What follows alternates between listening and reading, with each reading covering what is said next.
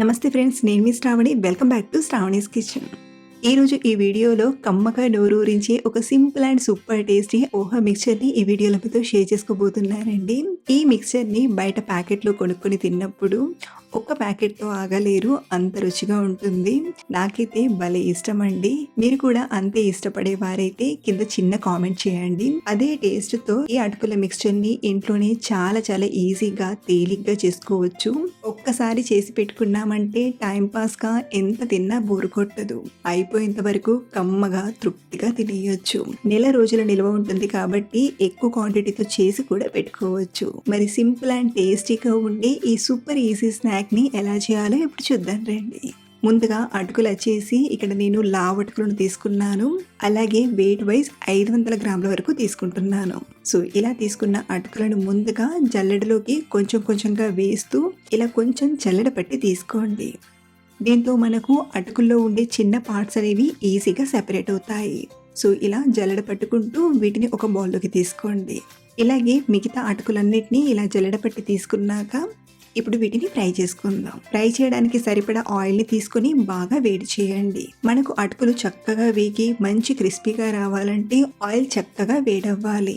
Oil బాగా వేడిగాక 1-2 అటుకులను వేసి చూసామంటే వెంటనే పైకి తేలాలి. ఆయిల్ అనేది మనకి ఇంకా సరిగ్గా వేడవలేదు. మళ్ళీ ఒక అటుకుని వేసి చూసామంటే చూడండి, ఇలా వెంటనే పైకి రావాలి. ఇలా వచ్చేలా ఆయిల్ని ఇంత వేడి చేసుకున్నామంటే అటుకులు చక్కగా ఫ్రై అవుతాయి.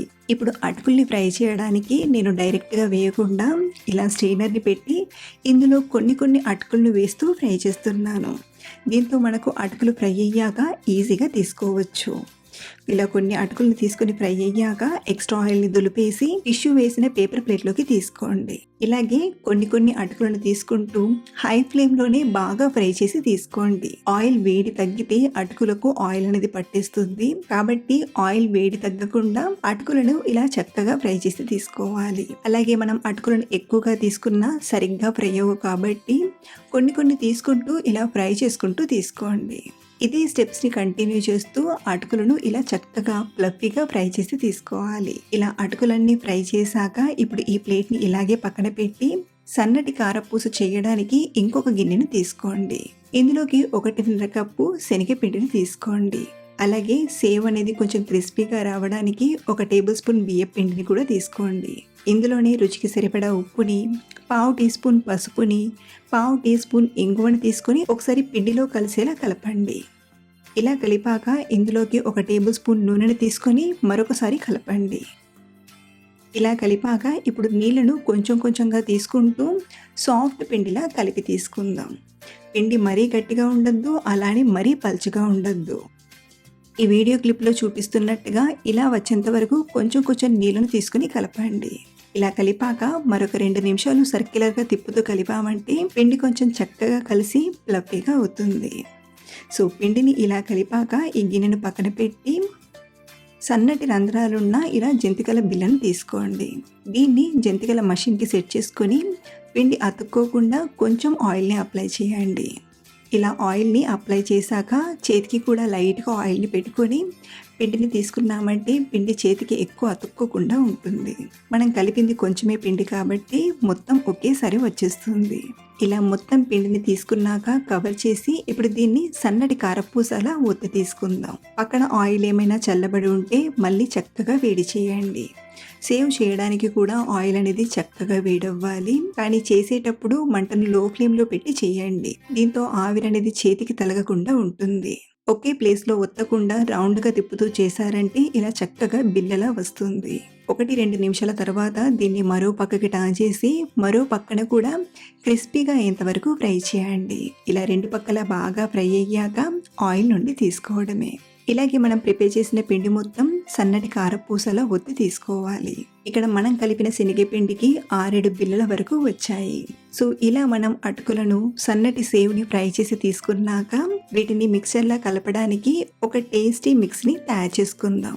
దీనికోసం చికెన్ తీసుకోండి. ఇందులోకి ఒక 3 టేబుల్ స్పూన్ల చక్కెరను 1-1.5 ఉప్పుని తీసుకొని గ్రైండ్ చేయండి. మనం తీసుకున్న ఈ క్వాంటిటీకి ఈ చక్కెర ఉప్పు అనేది కరెక్ట్గా సరిపోతుంది. ఇలా మెత్తని పౌడర్లా గ్రైండ్ చేసి దీన్ని పక్కన పెట్టుకోండి.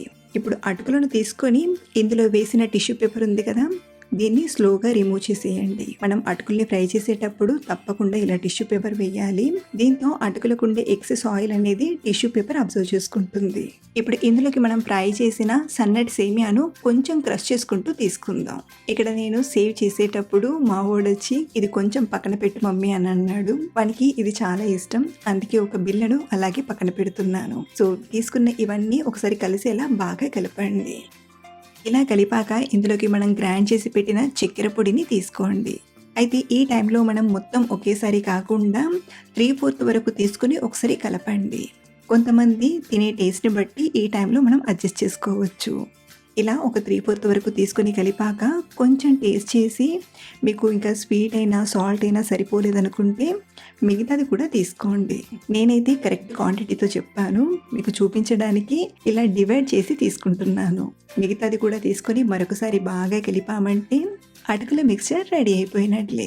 చూడండి, మీకు మిక్స్చర్ చూస్తేనే అర్థమైపోతుంది. అచ్చం బయట ప్యాకెట్లలో వచ్చే పోహా మిక్స్చర్ లానే పర్ఫెక్ట్ గా వచ్చింది. చూడటానికే కాదండి, టేస్ట్ కూడా యాజ్ ఇట్ ఈస్ గా ఉంటుంది. తిన్న తర్వాత మీకే అనిపిస్తుంది ఇంట్లోనే ఇలా మనం చాలా ఈజీగా చేసుకోవచ్చని. ఒక్కసారి చేశారంటే మీకు ఇది డైలీ రొటీన్ అయిపోతుంది. అలాగే మీరు ట్రై చేశాక మీకు ఎలా వచ్చిందో కింద కామెంట్ లో నాతో షేర్ చేసుకోవడం మర్చిపోవద్దు. మరిన్ని సింపుల్ అండ్ టేస్టీ రెసిపీస్ కోసం మన ఛానల్ ని ఫాలో అవ్వండి. Thank you for watching.